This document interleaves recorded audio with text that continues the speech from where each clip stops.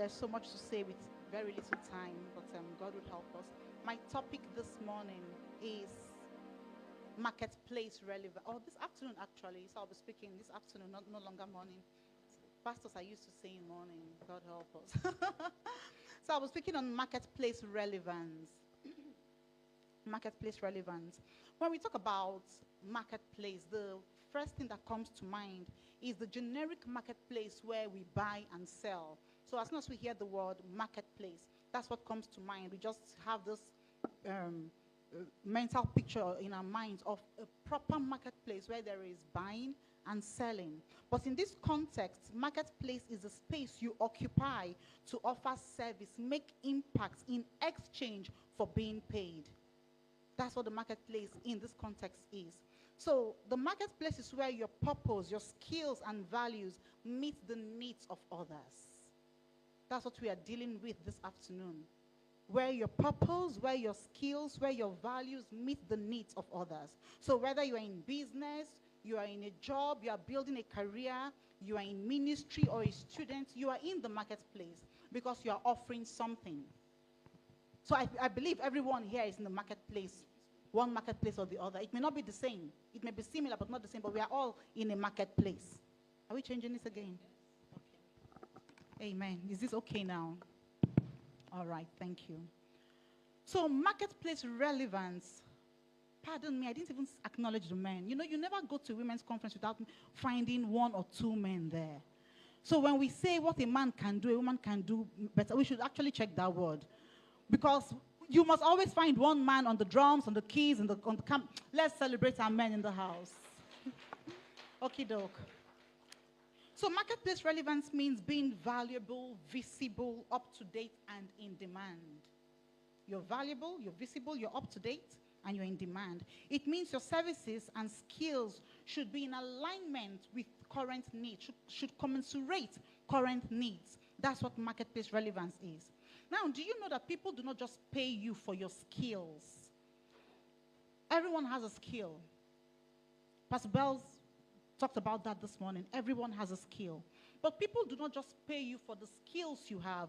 People pay you for the solution your skills offer, not just because you are skilled. If I'm hungry and I go into a restaurant, what do I need? Food.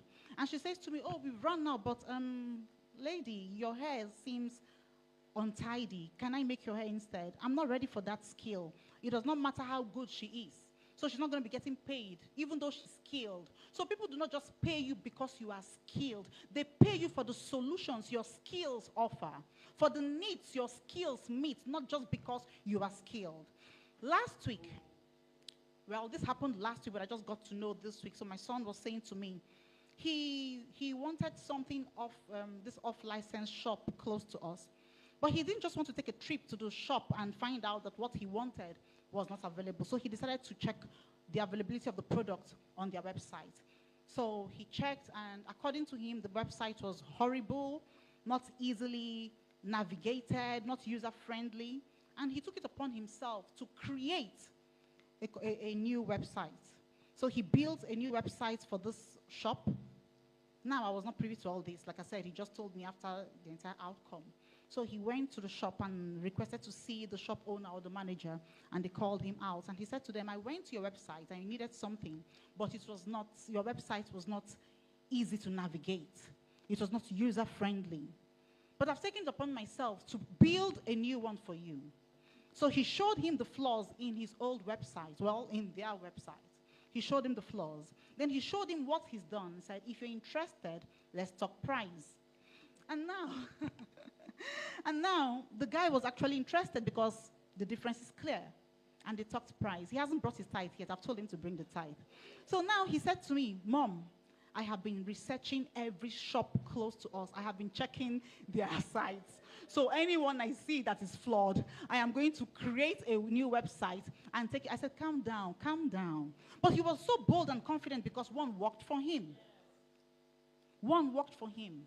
Now, that is being relevant in the market space, adding value. That's what marketplace is all about, bringing value. We're in a time where people keep asking, what are you bringing to the table? What are you bringing to the table? Marketplace relevance is all about value. bringing something to the table, something that provides solution, something that meets a need. That's what marketplace relevance is. I said that to say this.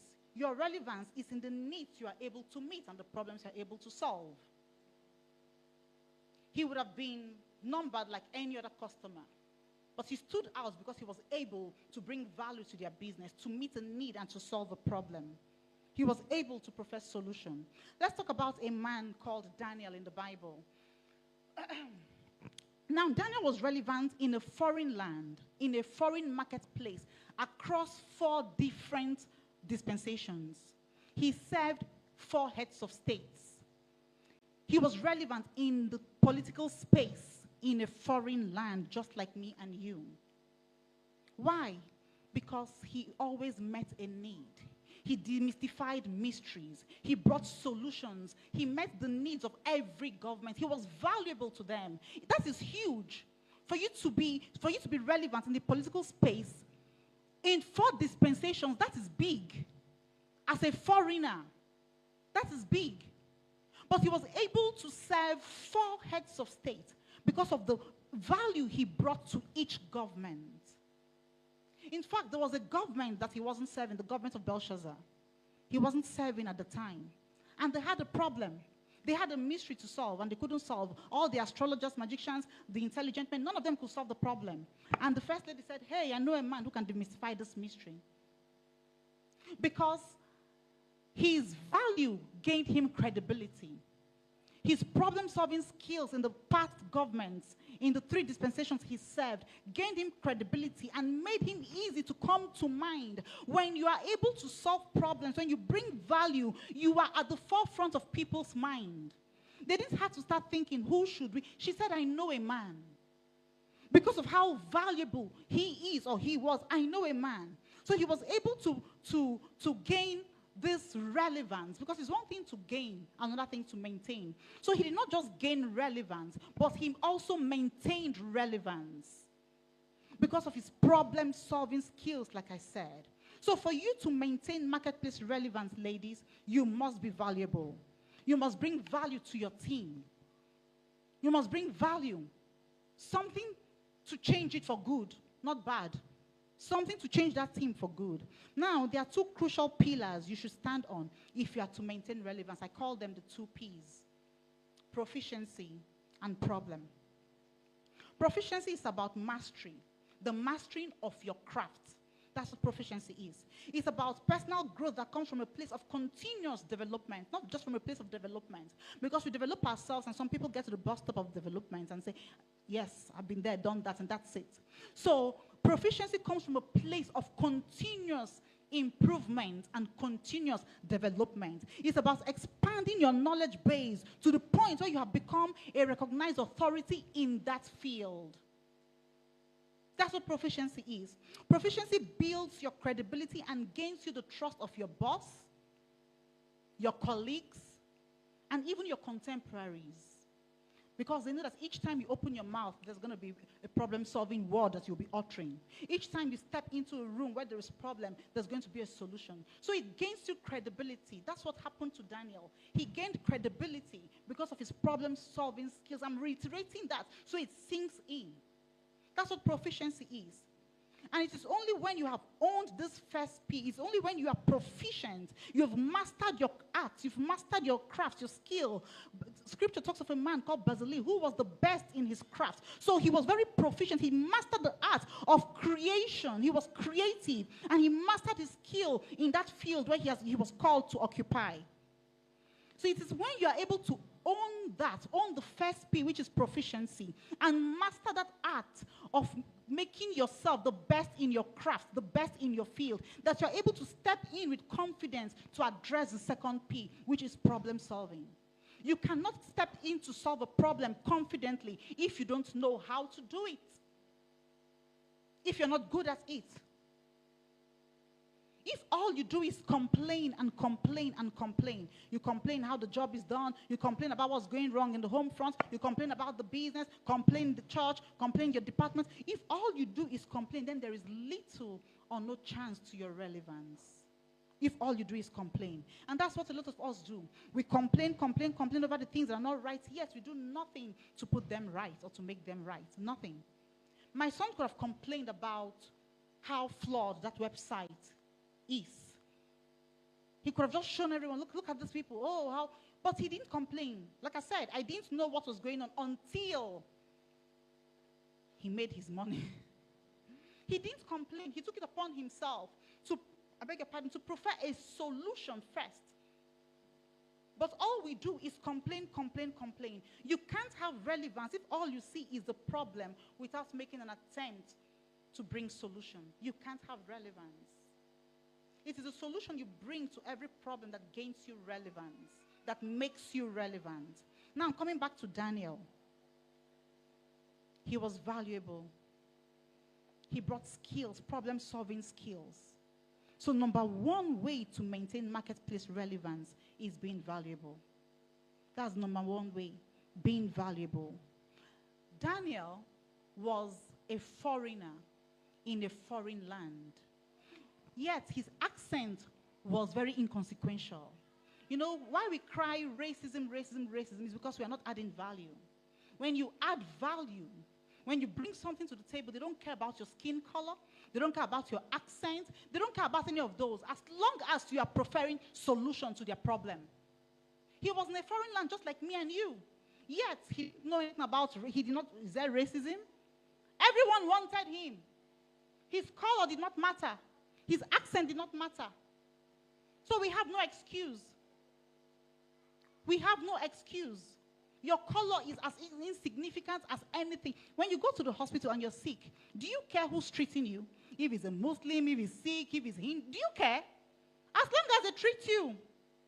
So that's what happens when you bring value and you add value. No one cares. Are you black? Are you white? Are you what? No one cares your religion. No one cares about. No one cares. All those things become very insignificant. In fact, if there's a racist colleague that says, have you seen? They say, where? They begin to find the problem. Where? Oh, really? Oh, I never noticed that, because it became insignificant. Very, very insignificant. So if you need to be relevant, ladies, you need to gain marketplace relevance. You've got to bring value. You've got to add value. You've got to be valuable. And you can only do this. You can only add value or be valuable when you serve. Now, that word service seems to be used a lot in church. But I'm talking about service everywhere. It cuts across board. At your place of work, deploy the skills you have. Serving means deploying your skills. Putting your skills to good use. That's what serving or service is. It's not just in church. At your place of work, serve. You know how to do it well, then do it. Sometimes people tell me, okay, Pastor, let's do this. I think if we do it this way, it would work well. I'm like, okay, that's good. Then I put them in charge. And they're like, oh, no. It makes you very unreliable and very irrelevant. Then the same people get angry when somebody else who joined the church, the office, wherever, because, you know, my talk cuts across board, not just church. So when they come 2 years after you, and they're now heading you, they become team leaders, and you say, I was here 20 years ago. You were here 20 years ago, but you were never relevant. You were never relevant. Even when you have suggestions, and they say, okay, no. And you think you're being used. The more you deploy your skills, that's what makes you a master at your craft. The more you do it, the more you get better at it. That's the truth about it. The more I speak, the more I will get better at speaking. He gives seed to the sower. He's supposed to actually give seed to the one who's got no seed, and bread to the one who's hungry. But he gives seed to the sower and bread to the eater. So the more you deploy your skill, the more you're sharpening it and making yourself an authority in that space. So deploy your skills. Don't hoard it. Don't hold back. Deploy your skills. Now, value also has a requirement. And the requirement of value is study. Not just study, but continuous study. Continue, because even knowledge itself is advancing and updating. Your phone updates, doesn't it? Continuous study. Alvin Toffler said, the illiterate of the future are not those who do not know how to read nor write, but those who refuse to learn, unlearn, and relearn. That is one of my best quotes. I remind myself about it all the time. So do you choose to be an illiterate? So it's not because you know how to read or write makes you literate. No, no, no, no. If you are not improving yourself, if you're not investing in yourself, if you have refused to relearn, if you have refused to unlearn, if you choose to be stuck in your old ways, then you are an illiterate. Then you are an illiterate. You can't stay relevant on the strength of yesterday's knowledge. No. People will not keep applauding you for the same thing you do over and over and over again. The first time you do it is a wow. The second time you do it, okay. The third and the fourth time, you become boring and predictable. So people will not keep applauding you for doing the same thing over and over again. You need to update. You need to update, just like the phone, our phone updates itself. You need to update your knowledge. You need to continue to learn and relearn and unlearn some things. It's imperative. Nobody will hire you based on the skills you had yesterday. Now, there's a way we say it in the Nigerian colloquial English. You know, even though the lingua franca in Nigeria is English, we speak Queen's English wherever I come from, you know. But we still have our broken English. So the broken English, I get them before no be property. Now, for those of you who are not Nigerian, let me break it down for you. I used to have it. It's not an asset. It profits me nothing that you used to have it. Do you have this? Oh, do you know I used to have it? So how does that help me in this present time? I need it now. You're telling me I used to know it. I used to have it. It's no asset. So don't brag about what you used to have. You cannot rely on yesterday's knowledge. It's impossible. You can't rely on yesterday's knowledge because yesterday's knowledge becomes today's mediocrity. How many of you know the Nokia 3310? I used to have that phone back in the day at uni. And every girl wanted that phone. You know, that was when phone was just launched in Nigeria. So if you have one, you're a big girl. You know what I'm saying? So when my friends are coming, I see them from a distance, I'll text my husband, call me quickly, emergency. Then he was my boyfriend. So I'll tell him, call me, emergency. If I don't pick the first time, call me again. Because I'm not sure when they will get to me. So by the time they get to me, you just hear, ta-na-na-na, ta-na-na-na, ta-na-na-na-na. And I'll be pretending, does somebody have a phone here? I say, oh, maybe that's me. And I'll bring it out. Hello. Oh, my God. Now, I was checking the value of that phone whilst I was preparing my talk. It's 10 pounds. Now, as awesome as that phone was then, if you give me that phone today, in fact, if you give me 50 of those phones, I'll feel insulted. I'll feel, what? Have you seen me? Have you met me? How can you be giving me a Nokia 3310? But back in the day, it was hot cake. Everybody wanted it. That was yesterday's knowledge that has become today's mediocrity. Forget about me. Give a child, a 5-year-old, that phone. They will feel insulted. Did I tell you I want to do maths? Why are you giving me a calculator? They'll feel insulted. Yesterday's knowledge that has gone obsolete and becomes today's mediocrity. So, ladies, you owe it to yourself to learn. You owe it to yourself to unlearn. You owe it to yourself to relearn. Enroll yourselves in courses that are relevant to your field or your fields of interest. One thing that I know is that we are ready to spend so much on ourselves. We can spend hundreds of pounds to get the best wig, best clothes, shoes, wristwatches, anything. In fact, even go out to eat with our friends. But we find it so hard to invest in ourselves. Attend conferences. When I'm talking about conferences, not just spiritual conferences, intellectual conferences. There is a version of you that is better than the one you already know. And that's why I keep using the updates of the phone as an illustration. There is a version of the phone that is better than the version we know, the updates we know. That is why they keep updating it. So you also need to keep updating yourself intellectually. You don't have to come out there and every time the only thing you can slay is fashion. It's an error if all you can slay is fashion. Forget about my red lipstick and my heels. I'm a soldier in red lipstick and heels. It's not just fashion. It's the truth. So invest in yourselves. Go pay to buy books. Pay to attend conferences that will challenge you, that will inspire you, that will provoke you. Get a coach. What a coach does is they make your journey shorter. Because they've been through all what you're about to go through. Then they tell you, don't do it this way. So it cuts your journey short. Get a coach, get mentors. Read. Readers are leaders. The moment you stop reading, you start dying. It is the truth about it. That is how you gain relevance. The value placed on you will always be based on your present skill and knowledge. Our man Daniel again said in one of his books, Daniel, I understood by the books. He said, I understood by reading, by studying, by learning.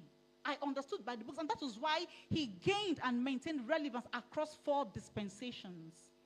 Because he kept learning, he kept improving himself, he kept improving his skills. He learned the culture, he learned the language, he learned the system, he learned the food, he learned the literature. And in spite of all he was learning, he did not lose himself.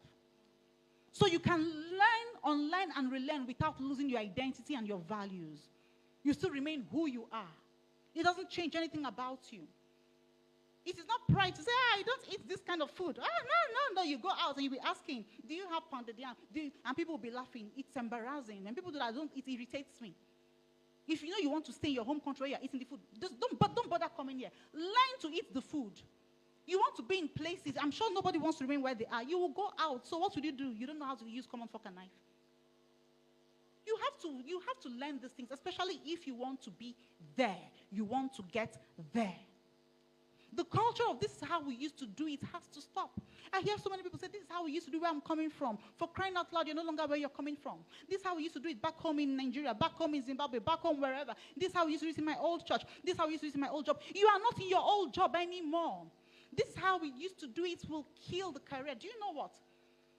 The same practices, ideologies, strategies, methods that built your career, your job, your ministry, in its early years, in fact, even raising your children, are the same practices, the same ideologies that would collapse them in the future. Because everything is advancing. Everything is changing. If I were to have a child now, God, I'm not saying I want to. Let's just put it out there so they hear. I will be a different mother to that child. Because my knowledge in parenting has changed. My lenses, my view on parenting has changed. It has changed. So ladies, you owe it to yourself to adapt. You owe it to yourself to continue. I have two awesome mentors. I'm sure a lot of us here, or some of us here know them. Pastor Agui Ruku and Reverend Yemi Adedeji. Now, those people, they've accomplished great feats and attained great heights. And I'm privy to see sometimes when they prepare for speaking engagements, they are speakers as well as preachers. And being in ministry for over 30-something years, they've spoken on so many topics. So many topics. So they can actually just come and stand here without preparing from the experiences they've had. But I see firsthand how they study, how they read. And I ask myself, Joan, what's your excuse? What's your excuse? If these people who have accomplished so much, they have influence and affluence, can still read, can still pay to attend global leadership summits, what's your excuse? And I'm posing the same question to you. What's your excuse, ladies? Why are you not improving yourself? That is the only way to gain relevance, by improving yourself continuously. Your personal development should be the number 1 on your list. Number 1 on your list. You owe it to yourself to upskill and reskill. You owe it to yourself. Now, another way to marketplace relevance is adaptability. That is being up to date. You've got to be flexible. You must, of necessity, evolve with the times. Talking about another gadget, we all know the BlackBerry. In those days, people don't ask you for your number. They ask you for your PIN. And they'll say, I'll ping you. I'll ping you. I'll ping you. And all of a sudden, that language died because the phone died. But why did it die? Because the people who sat at the helms of affairs in that brand refused to learn, unlearn, and relearn. They refused to give in to the demand the market required of them. They refused to give in to the requirement of the market. Listen, the marketplace determines your value, not you. No matter how good you say you are, it is the marketplace that determines your value. They tell you how good you are. They determine your relevance, not you. You may say, I do this, I do that. If I defined marketplace, valuable, visible, up to date, and in demand. So when people come for your service the first time and they don't come back anymore, something is wrong with your service. So you don't brag and tell people, I am relevant. The demand on you will tell you whether you are relevant or not. So it is the marketplace that determines your relevance, not you. The marketplace. Whilst iPhone and Samsung, they all went on, they progressed and got new features in touch screen and other special features and specifications. BlackBerry and Nokia stuck in their old. They refused to move. They refused to learn. And what happened? They eventually fizzled out and died. If you talk about BlackBerry today, people will be looking at you, huh? Talk about Nokia. No what? Kia, how? They've become obsolete, dead, gone. We've had their funeral long ago because they refuse to adapt. So if you're going to stay relevant in the space you've been called to occupy, you must deconstruct the regular by evolving with the times. By evolving with the times. So woman, it's imperative that you embrace change in order to gain and maintain relevance. It's imperative. Now, without the ability to effect and embrace change, you risk stagnation. You risk losing your relevance, and you risk missing opportunities. Lastly, I'm looking at the time. I'm not trying to fly. Lastly, the marketplace relevance requires you to be visible.